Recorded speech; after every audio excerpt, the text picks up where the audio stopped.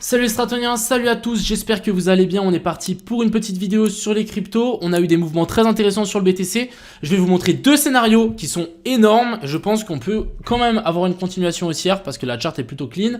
Mais on peut aussi potentiellement faire un rebond et ensuite continuer à descendre vers le bas. Donc je vais vous expliquer ça dans cette vidéo. Et puis on ira voir 2-3 petites alts et 2-3 petits trades que j'ai pris. On en a un sur le Mina et un sur le BTC ce matin.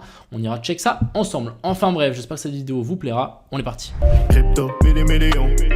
Crypto, million. Crypto, million. Alors, avant de commencer, hier, j'ai partagé cette charte-là. Je me suis dit, time to rect. Donc, ce serait le moment de rect un petit peu les liquidités. Potentiel swept ici de l'equal low pour ensuite venir chercher le high pour ensuite redescendre. Ce qu'on est venu faire, c'est qu'on n'est pas venu swept l'equal low. Par contre, on est venu swept le high. Et ensuite, on commence à corriger. Est-ce que cette correction, elle est viable ou pas? Donc, pour le moment, moi, j'ai un peu du mal à me dire que potentiellement, on peut redescendre ici. Parce que pour le moment, finalement, vous allez être étonné, la charte, ça va. Ici, on a un potentiel COS et ici, on a un potentiel BOSS. Donc, en fait, on a clairement une continuation ici de cette structure qui est haussière. Et ensuite, ici, on est redescendu chercher cette zone OTE pour potentiellement après repartir. De plus, on a fait une correction ici en A, B et puis C. Et aussi, on n'a pas eu d'inversion structure. Vous voyez qu'ici, on a fait les mèches, mais on n'a pas réussi à casser directement. Et ensuite, après, on a chuté. Donc, pour moi, l'inversion structure ici n'est pas valide. Il nous aurait fallu vraiment une vraie clôture ici. Donc, pour le moment, je suis mitigé. Donc, deux scénarios, selon moi. On a le premier scénario où ici, la zone de rechargement de longue, elle tient et on arrive à repush vers le haut, vers le nord. L'autre scénario, c'est ici, on s'enfonce et on coule direct et on vient récupérer déjà toutes les liquidités qu'on avait ici. Donc ça, c'est vraiment une possibilité complètement viable. Je pense que les deux scénarios ici sont faisables. Ce que j'aime pas trop, c'est que ici en haut, on n'a pas de clôture. J'aurais largement préféré avoir une clôture et non une mèche pour vraiment avoir visé la continuation. Pour le mois, on est encore dans cette espèce de range infernal. Tant qu'on n'a pas de vraie cassure ici en bas, difficile de se prolonger vers le bas. Et pour le moment, moi, je préférais viser en tout cas un rebond. On est sur une zone de rechargement de longue, donc pourquoi pas tenter. Après, à voir. Hein. Clairement, la charte n'est pas non plus incroyable, étant donné qu'en weekly, on est venu swept ici le high et aussi ici en monthly on est venu chercher le high. Donc en fait on est peut-être dans un top pour le mois qui arrive. On est peut-être en train de former un top. Donc affaire à suivre. Mais pour le moment ça tient. Affaire à suivre ici si on va réussir à tenir ici. Donc ça c'était un petit peu pour le BTC. Je voulais aussi vous montrer ça. Donc c'est assez intéressant comme petit tableau. On a ce qui pourrait arriver et ce qui pourrait largement arriver, c'est que la dominance du Bitcoin monte et que le prix du Bitcoin descende. Si on a ça, les alts, elles peuvent dump vénère. Donc il va falloir se méfier. Et aussi le petit setup de ce matin, on avait une zone de fair value gap ici, un boss. Retour dans la zone OTE, ici on avait même une petite zone de fair value gap, bref, retour ici pour ensuite repartir, magnifique, c'est ce qu'on est venu faire. On a eu le rebond, on est descendu pour faire un triple tap sur le plus haut là, sur le plus bas ici, et ensuite on est reparti. Perso j'ai pris 2000 et sur le copy trading on a pris 76 $, donc plutôt pas mal. Donc voilà un petit peu pour le BTC. Pour le moment on maintient ici la zone médiane de cette zone d'OTE. Pour le moment, on n'a toujours pas de COS, on n'a rien. Ce qu'il faudrait, c'est une clôture au-dessus de ça pour vraiment nous valider un boss. Et ensuite, je pense qu'on pourra largement repartir et pumper vers le haut. Perso, j'ai tenté un mini long. Je ne l'ai pas pris en copy trading, mais voilà, pourquoi pas avoir un mini long ici.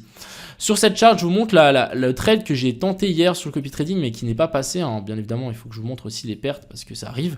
On a eu là, j'ai tenté un long ici parce qu'on était revenu chercher la zone de fair value gap et je me suis dit que ces lots là pouvaient tenir. Finalement, on est venu récupérer les lots et ensuite on est parti. Ce qui est assez intéressant, c'est que mon TP a été plutôt clean. On aurait vraiment TP parfaitement. On avait potentiellement un 15R. Mais voilà, on est descendu plus bas. Et ici, j'ai pas trouvé de bottom. Pour les gens qui ont long ici, franchement, chapeau. Mais j'ai pas trouvé de pattern qu'on aurait pu long. Donc, vraiment bizarre. Ensuite, du côté de l'Ethereum. Ethereum, même chose que le BTC. Ici, on a clairement COS boss. On est retour dans la zone OTE. Donc, si on a une inversion structure dans cette zone OTE, je pense que ça vaut la peine de tenter, à mon avis, quelque chose. On n'a pas encore le boss qui a été validé, mais je pense que ça va bientôt être validé. Et si on est dans la même logique que le BTC, on peut largement laisser tous ces lots-là et vraiment nous faire COS, boss, retour ici et ensuite repartir. Je suis pas fan. Mais c'est quelque chose qu'il faut, à mon avis, prendre en compte dans votre trading parce qu'on a quand même des belles inversions de structure. On passe de baissier si vous voulez à haussier. On fait une jolie petite inversion de structure. On vient chercher la zone TE. Donc on peut largement continuer à push. Surtout l'Ethereum. Hein. Surtout l'Ethereum. Clairement, l'Ethereum, il est vraiment plus du mal comparé au BTC. Et peut-être, si on a la dominance du Bitcoin, l'Ethereum qui reprendrait pas un peu de puissance contre le BTC, ça pourrait être assez intéressant. Ensuite, on va parler du coup des autres petits trades que j'ai pris. Alors, on a un petit trade sur le Mina que je viens de prendre à l'instant. Je vais vous montrer ça. Donc, en gros, on a une poche de liquidité là-haut. Et ici, on est venu faire une petite inversion de structure. Donc, on a un boss et un cos, retour ici dans la zone OTE et ensuite pourquoi pas vouloir repush vers le nord. Ce que je trouve juste un petit peu dommage, c'est que ici ce lot là ne se forme pas par rapport à cette mèche là. Ça veut dire qu'on a potentiellement ici un aimant qui pourrait largement nous push le cours jusqu'ici pour ensuite repousser.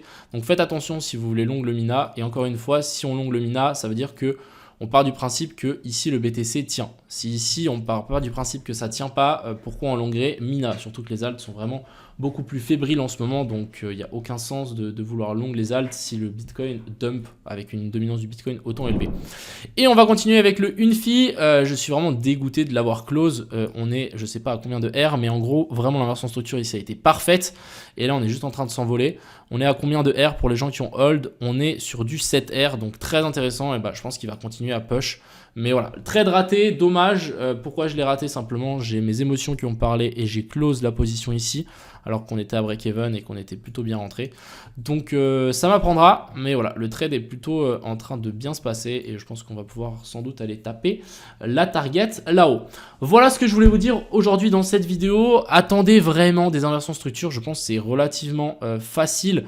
Une fois qu'on se dit dans la tête qu'on veut trader ça, vous voyez, si on a de nouveau une inversion de structure, je peux vous en trouver plein. On a par exemple le DOT. Bon, le DOT, on a toujours cette inversion de structure beaucoup plus basse, la zone d'OTE, mais simplement tirez vos zones d'OTE et vous attendez un potentiel retour dans ces zones OTE. C'est pas si compliqué que ça.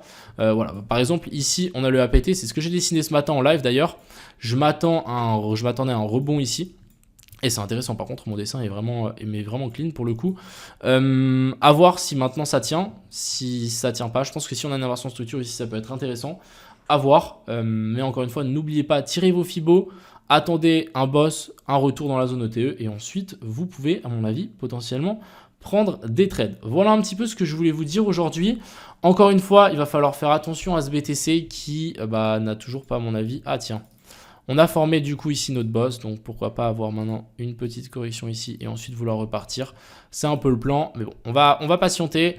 Mais potentiel zone de long. Enfin bref. Sur ce, je vous souhaite à tous une excellente soirée. C'était Crypto Million. Ciao.